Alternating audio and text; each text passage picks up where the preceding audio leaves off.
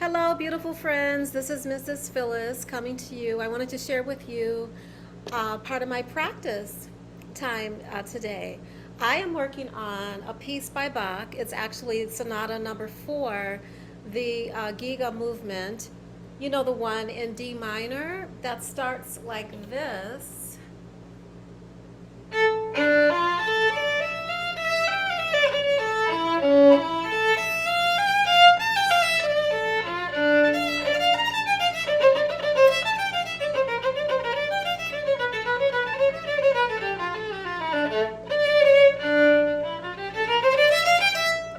And so on.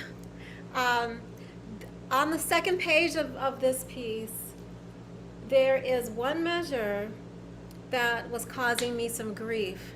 And so I wanted to share with you how I go about practicing, when that happens, what I do to work out the situation. And so, yeah, and it's part of my, stop sitting and stand message, like even through practicing. Sometimes we can be practicing along and we get stuck.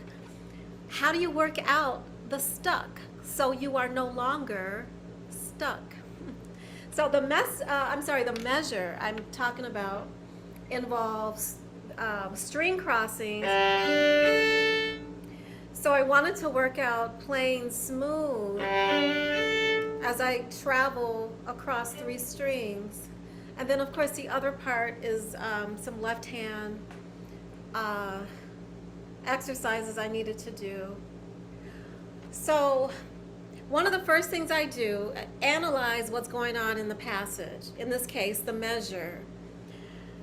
There are the three notes that are slurred. There's an extended 4th finger, and then the last beat involves moving into 2nd position. And I also look at intervals. What are the intervals happening here? Because that's going to help me to know how I shape my left hand. And then of course the other things like dynamics or other articulations, I look at that as well. So I'm going to play that little passage or the measure slowly first.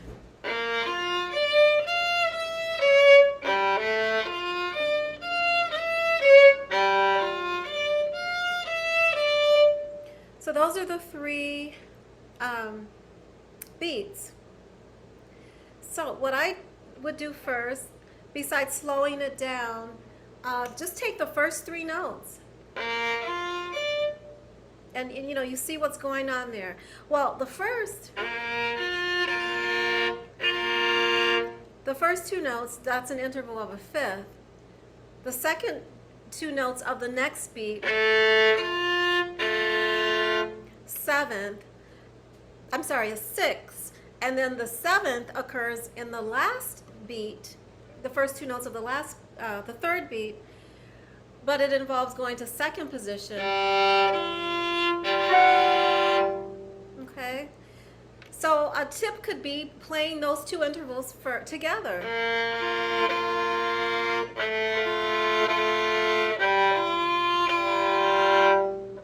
And then adding on that top note.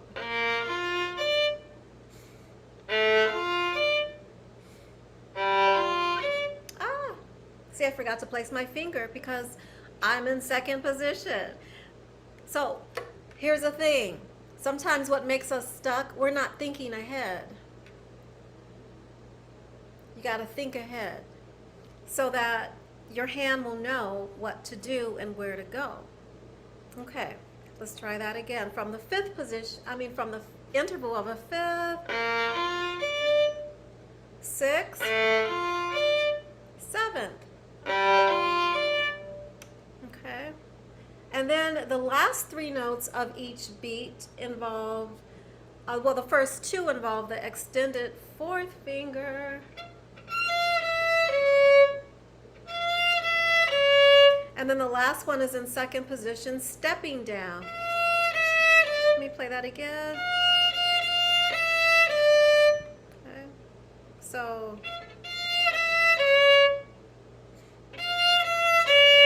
2nd position.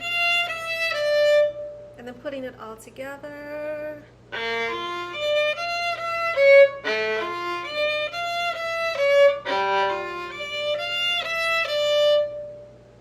And then the other thing I notice with me, sometimes I have a tendency to get tight. So I have to really think about, you know, making the hand loose, feeling, whether it's my thumb, you know, not squeezing the side of the neck, or my fourth finger, you know, pressing down so much that I collapse. And then there's that flat fourth finger. We don't want that.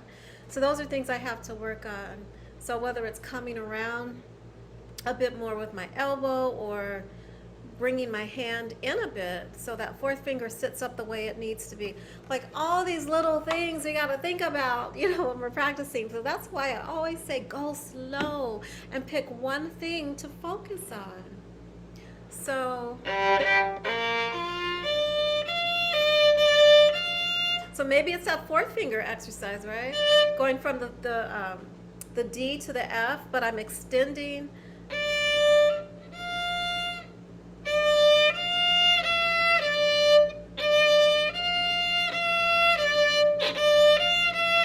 And then get a little faster.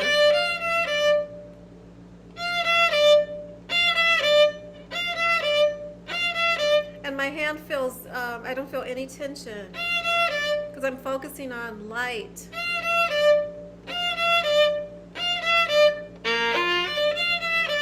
And the other thing I realize, I've got to let go. So sometimes if you find yourself stuck, just let go. Let it go, right? I have to release my fingers. But don't release it too soon or you'll fall down, right? Make sure you have something to hold on to as you're standing. There's so much I could say about that. But anyway. So there I had to release, let go my fingers after I come from the fifth.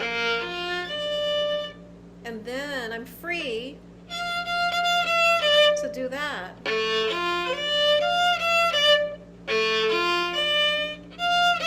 But don't release too soon.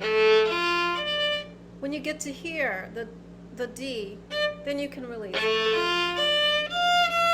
And then, because you have to be free to shift, right? Oh, there's another message right there. You got to be free to shift, people.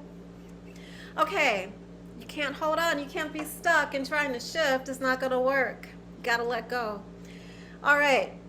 So those are some tips. So let's see. Oh, and then the other beautiful thing that will come from practicing in this way, you will memorize the piece or the passage. It will aid to the memorization of the music. So let's see if I can play those 3 beats from memory and remembering everything I just talked about. Okay, here we go. Slowly still.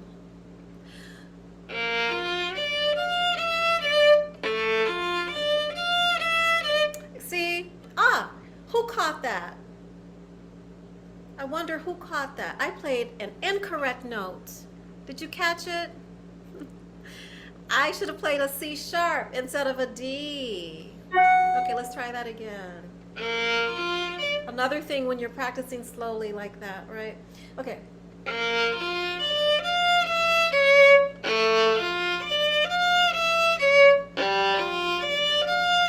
Oh, and what happens in that pattern? See?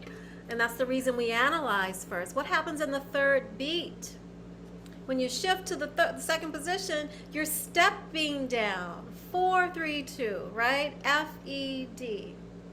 Because the first 2 involved an interval of a third, right? Let's try that again.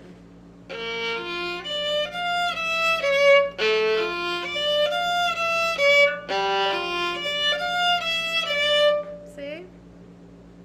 Again.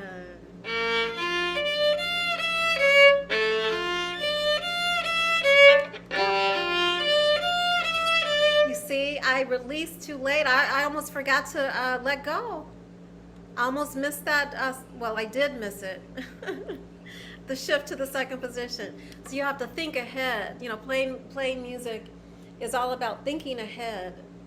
You know, when you're reading music, even sight reading music, look ahead so you can prepare. You have to look ahead. You know, what is that? Proverbs 4:25 talks about how we need to keep our eyes fixed forward.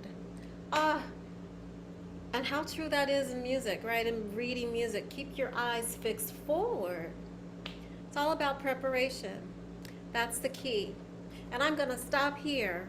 So maybe I'll come back later and show you my progress with having practiced this part, using the tips and the tools that I just shared with you. And I look forward to hearing from you. What kind of tips, or how do you work out measures in music or a passage in the music that is causing you to become stuck? I look forward to chatting with you soon, and please don't forget to subscribe.